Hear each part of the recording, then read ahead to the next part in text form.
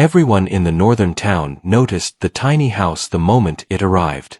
It stood alone near the frozen trees, far from the larger homes built close together for warmth. The town was known for its long winters. Snow fell early and stayed late. The cold was deep and sharp, and people respected it. They believed only thick walls and wide rooms could protect a person from such weather. That was why many people laughed when Mira bought the tiny house. The house looked small against the wide white land. Its wooden walls were neat but narrow. The roof was steep, and the windows were few. It did not look strong enough to fight the cold winds that screamed through the valley every winter. People walking by slowed down to stare. Some shook their heads. Some smiled in a way that was not kind. Mira noticed everything, but she said nothing. She had returned to this town quietly. Years ago, she had grown up here, watching winter rule every part of life. Back then, she had dreamed of leaving, and she did. She studied, worked, and learned skills that others never asked about. Now she was back, carrying knowledge instead of words. At the market, neighbors spoke openly. One man asked where she would go when the real winter came. A woman warned her that even big houses struggled in January. Another person joked that she would freeze before the first heavy snow. Mira smiled politely and thanked them for their concern. She did not explain herself. She did not argue. She simply returned to her tiny house each evening and continued her work. Inside the house, every inch mattered. Mira had designed it herself. The walls held layers that trapped warmth. The floor was raised just enough to block the frozen ground. The windows were placed to catch the weak winter sun. Nothing was wasted. Nothing was random. But no one from the town knew that. As autumn passed, the cold came quickly. Leaves disappeared under snow. The river slowed and hardened. The sky stayed gray for days at a time. People prepared for winter like they always did, stacking wood, sealing doors, checking heaters. They also kept watching Mira. Some expected her to leave before the worst arrived. Others believed she would ask for help. But she stayed. Each night, a soft light glowed from her window. Smoke rose gently from her chimney, steady and calm. The wind grew louder. Snow fell heavier. One night, a strong storm swept through the valley. It pushed snow against doors and covered paths in silence. Power lines failed in parts of town. Several houses lost heat, and families gathered together to stay warm. The next morning, people stepped outside to dig through the snow. They noticed something strange. Mira's tiny house stood exactly as before. The roof was clear. The porch was dry. Smoke rose calmly into the pale sky. Whispers spread. How could that small place survive when larger homes struggled? Still, most people kept their pride. They told themselves it was luck. They said the real test had not arrived yet. Winter, they reminded each other, had only begun. Inside the tiny house, Mira sat with a cup of warm tea. She listened to the storm fade into quiet. The warmth inside wrapped around her gently. She did not rush. She did not worry. She trusted what she had built. Days passed. The cold stayed. The town began to change its tone. The laughter faded first. Then the jokes stopped. Curiosity took their place. People slowed down near her land, pretending to look elsewhere while glancing at the small house. Children asked their parents why smoke always came from that chimney. Older neighbors wondered how such a small place could stay warm without struggle. Mira noticed the looks now, but she still said nothing. She spent her days reading, repairing, and adjusting small details inside the house. She cooked simple meals. She slept well. Each night, the wind tested the walls, and each night, the house answered without complaint. One evening, as the sun dipped early behind the trees, footsteps stopped near her porch. Mira looked up from her work. Through the window, she saw shadows moving in the snow. Voices murmured softly. Someone had finally come closer. She did not rush to the door. She waited. The warmth inside remained steady. The house stood quiet and strong, holding a secret that no one outside yet understood. In the frozen town, one truth was slowly becoming clear. This tiny house was not weak. And whatever was inside, it was about to change the way everyone looked at winter forever. The footsteps outside Myra's tiny house did not move away. They stayed near the porch, slow and unsure. The snow beneath the boots creaked softly in the cold. Myra placed her cup on the table and stood up calmly. She did not feel fear. She felt expectation. When she opened the door, a wave of warm air slipped outside. Two neighbors stood there, wrapped in thick coats, their faces red from the cold. One was an older man named Ron. The other was a woman named Leah who lived a few houses away. They looked surprised, not only by the open door, but by the warmth that greeted them. Ron cleared his throat. He spoke carefully, as if unsure of his words. He said they only wanted to check if everything was all right. The storm had been harsh, and many houses had trouble with heat. Leah nodded beside him, her eyes drifting past Myra into the house. Myra smiled and invited them inside. The moment they stepped in, both froze, not from cold but from shock. The air inside felt gentle and steady. It did not smell of heavy fuel or smoke. The walls were warm to the touch. Light filled the space softly, reflecting off pale wood and clean surfaces. Leah removed her gloves slowly. She looked around in silence. Ron stepped forward, his boots resting on a dry floor. He laughed quietly, not in mockery, but in disbelief.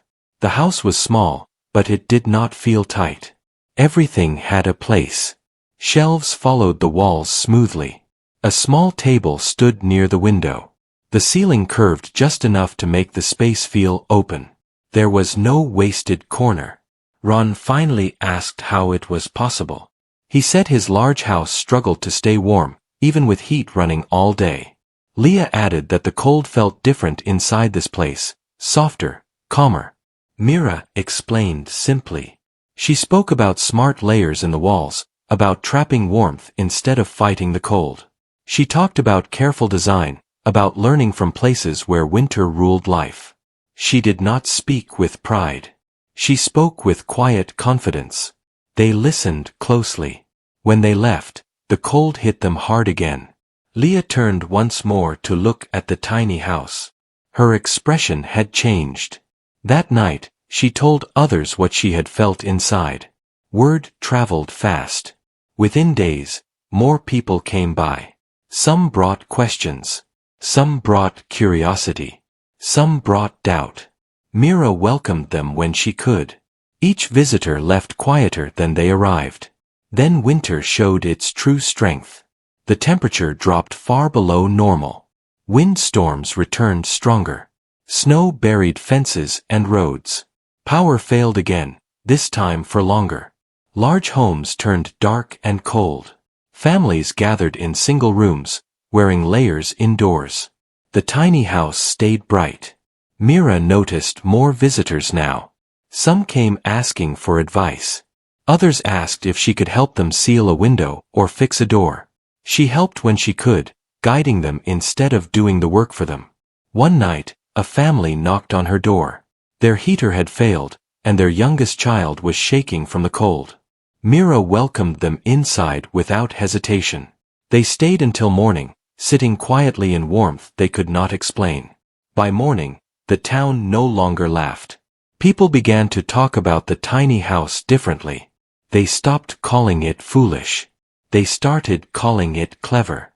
Some wondered why no one had tried this before.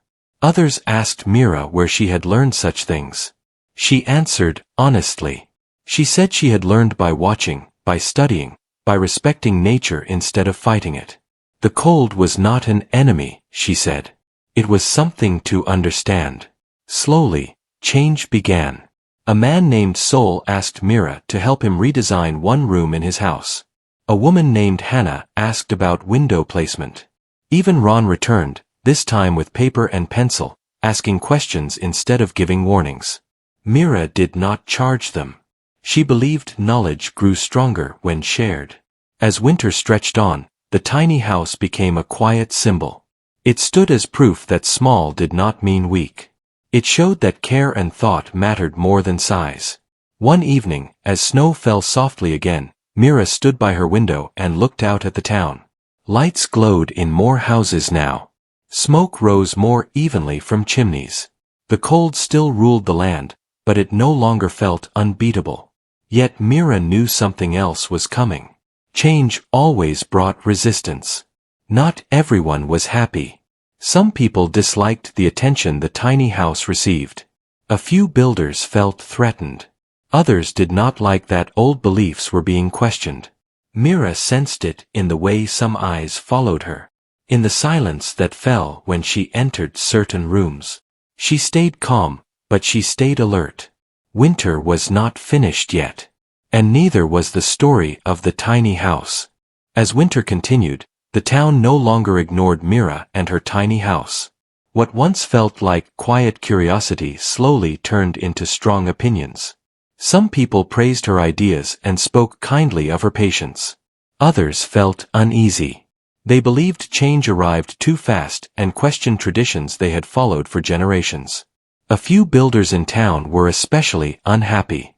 They had spent years convincing people that only large houses could survive the cold. Now families were asking new questions. They wanted smaller rooms. They wanted better insulation. They wanted homes that used less fuel. The builders felt their pride slipping away. One evening, a meeting was held at the town hall. It was meant to discuss winter safety, but Myra's name entered the room before she did. When she arrived, conversations stopped. She took a seat quietly near the back. A man named Carl stood up. He spoke firmly. He said the tiny house was unsafe and should not be allowed so close to town. He claimed it set a bad example. He warned that people copying such ideas could face danger. Mira listened without interrupting. When asked to speak, she stood calmly. She did not argue. She explained again how the house worked. She spoke about measurements, materials, and planning.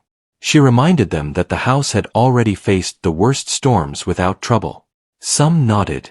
Others crossed their arms. The meeting ended without decision. But Mira felt something shift. Doubt had grown louder. The next week brought the harshest storm yet. Wind howled without pause. Snow fell so thick it erased paths within minutes. Trees bent under heavy weight. Roads disappeared. Late that night, a loud crack echoed across the frozen land. A power station outside town failed. Darkness spread quickly. Large homes turned cold fast. Heaters stopped. Phones lost signal. Panic moved quietly through the streets. Myra's tiny house stayed warm. She lit lanterns and checked her supplies. She stepped outside briefly to check nearby homes. The wind pushed hard, but she moved carefully. She saw lights flicker in the distance as people struggled. Soon, knocks came.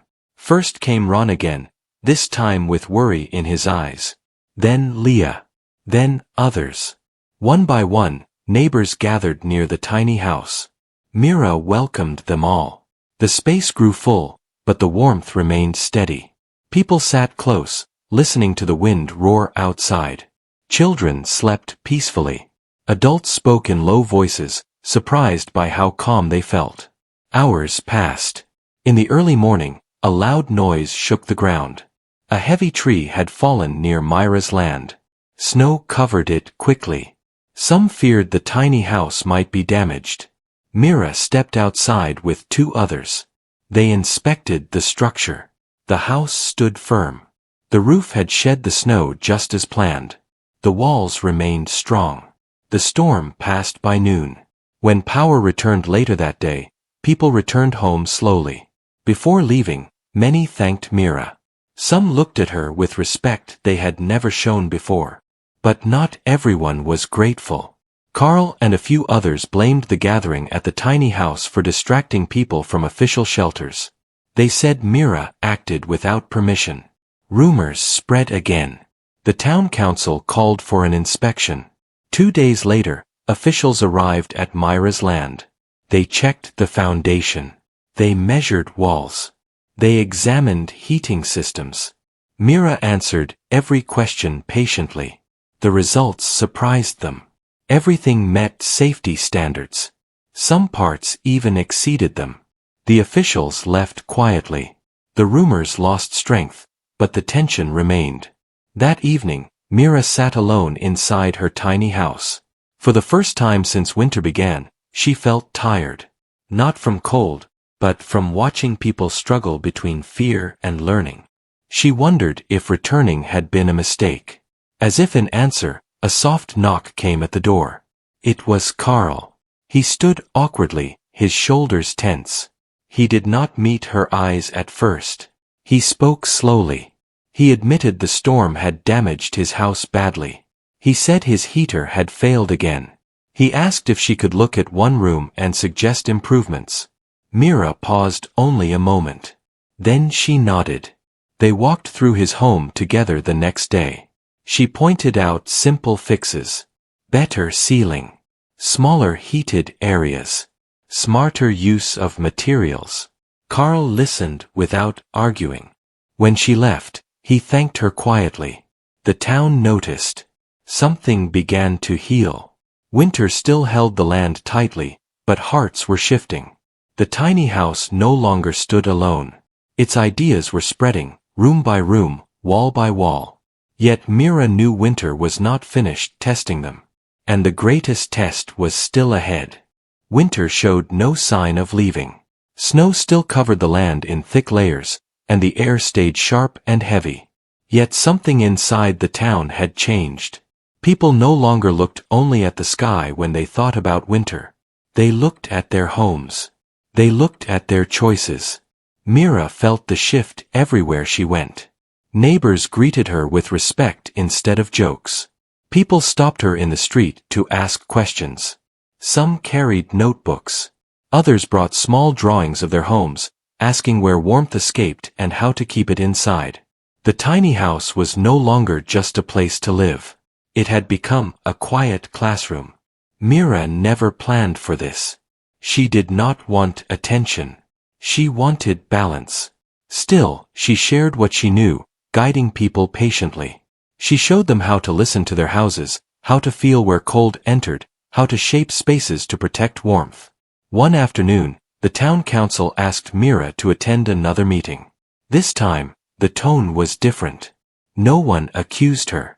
No one questioned her safety. Instead, they asked if she would help create new winter guidelines for homes in the area. Mira agreed with care. She knew change needed time. She also knew fear did not disappear easily. As plans formed, builders began experimenting with new designs. Smaller rooms appeared inside old houses. Windows were moved. Walls grew thicker in smart places. Fuel use dropped. Comfort rose. The town slowly became quieter at night, not from fear, but from peace. Then came the unexpected test. Late one evening, a fire broke out in an old storage building near the edge of town. It was not large, but the cold wind pushed smoke across nearby homes. Fire crews arrived quickly. People gathered at a safe distance, watching with concern. Mira stood among them, calm but alert. The fire was controlled before it spread, but the incident shook the town. It reminded everyone how fragile safety could be in extreme weather. The next morning, the council announced a plan. They wanted to build a shared winter shelter using the same ideas as Mira's tiny house. A place where anyone could go during storms or power loss. A place built for warmth, not size. The announcement surprised many. Some builders hesitated. Others felt curious. A few resisted quietly, worried about change. Mira was asked to guide the design. She accepted with one condition. The shelter would be built together, by the town itself. Everyone who wanted could help. Everyone could learn. Construction began within weeks. Snow still lay thick, but work continued. People cleared paths, carried materials, and shared food. Children watched, asking questions. Older residents offered advice from experience. Builders adjusted their methods. The shelter rose slowly, strong and careful. Its walls layered warmth. Its roof angled against snow. Its windows caught winter light. As the structure took shape, something deeper formed among the people. Trust. During the final week of building, a powerful cold wave struck again. Temperatures dropped suddenly, harsher than before. The shelter was not fully finished, but it stood ready. That night, power failed once more. People moved calmly this time. Families gathered at the new shelter. Lanterns glowed. Warmth filled the space. The building held steady through the night. Mira stood near the entrance, watching faces soften as fear faded. She felt relief, not pride. By morning, the town knew the truth. The tiny house was never the real story. Understanding was. Days later, as sunlight finally began to linger longer, snow softened slightly. The worst of winter was passing. People spoke of spring with hope instead of exhaustion. Mira returned to her tiny house that evening. She sat by the window, watching smoke rise from chimneys across town. Warmth flowed evenly now, not just from her home, but from many. A knock came at her door. It was a group of children carrying a simple wooden sign. They had painted it carefully. It read "Warmth lives here." They asked if they could place it near the shelter. Mira smiled and nodded. As they ran off laughing, Mira felt something settle inside her. She had come back to this town quietly, unsure of her place. Now she understood. The deep freeze had tested walls and roofs, but it had also tested minds. And the town had learned. One final challenge remained, though Mira did not yet know it. Winter always left lessons behind, but spring brought questions of its own. And the story was not finished yet. Spring arrived slowly, as it always did in the northern town. The snow did not disappear all at once. It melted in quiet patches, revealing dark earth beneath. The river loosened its grip and began to move again. The sky stayed pale, but light lasted longer each day. People felt different this year. They stepped outside without the same heaviness they once carried through winter. Homes felt warmer. Fuel use had dropped. Nights were calmer. The fear that once ruled the season had weakened. Mira noticed these changes from her tiny house. She watched neighbors walk with easier steps. Children played longer outside. Smoke from chimneys rose gently instead of urgently. The town gathered one evening to mark the official end of winter. It was a simple gathering near the new shelter. There was warm soup, bread, and quiet laughter. No one spoke loudly. No one rushed. The mayor stood and thanked everyone who had helped each other during the hardest days. Then he spoke Myra's name. She felt surprised again, though by now she should not have been. He said the town had learned an important lesson. Size was not strength. Understanding was. Care was. Working together was. People clapped softly. Some nodded. Some smiled toward Mira. She stood briefly and thanked them, keeping her words short. She reminded them that knowledge grew stronger when shared. As the gathering ended, Mira walked home under a sky touched with early stars. The air was cold but no longer cruel. She felt a deep sense of quiet inside her. The next weeks brought new plans. Builders redesigned future homes with smarter layouts. The council approved updated guidelines based on what winter had taught them. Even older houses began to change, one room at a time. The tiny house remained where it was, unchanged. It no longer felt strange. It felt familiar. One afternoon, Ron visited with a smile. He said his heating costs were lower than ever. Leah brought fresh bread as thanks. Carl stopped by to show drawings of new designs he was proud of. Mira welcomed them all, but she also began to step back. The town no longer needed her guidance every day. They had learned to ask the right questions themselves. She spent more time alone now, reading by the window, repairing small things, enjoying the quiet she had missed for years. One morning, she found a note pinned near her door. It was from the town council. They had named the shelter after an idea instead of a person. They called it the warm place. Mira smiled. That evening, she packed a small bag. She planned to travel for a while. There were other cold places. Other towns facing the same fear. She felt ready to share what she had learned elsewhere. Before leaving, she walked through town one last time.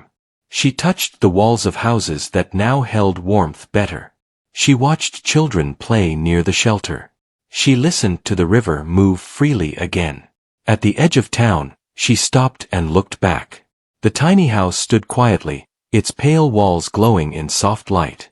It had started as a reason for laughter. It had become a lesson. Now it was simply home. Mira locked the door gently and left the key with Leah, just in case. Weeks passed. Stories traveled. People from nearby towns came to visit, asking questions. They saw the shelter. They saw the homes. They felt the difference. The story of the tiny house spread, not as a tale of mockery, but as proof that thinking differently could change everything. When Mira returned months later, summer had fully arrived. Flowers grew where snow once lay thick. The town welcomed her with warm smiles, not surprise. She walked back to her tiny house and opened the door. Warm air greeted her, just as it always had, even in the coldest days. She sat by the window as evening settled. Outside, the town glowed with steady light. Inside, peace rested quietly. No one mocked the tiny house anymore. They had stepped inside once. And that had been enough.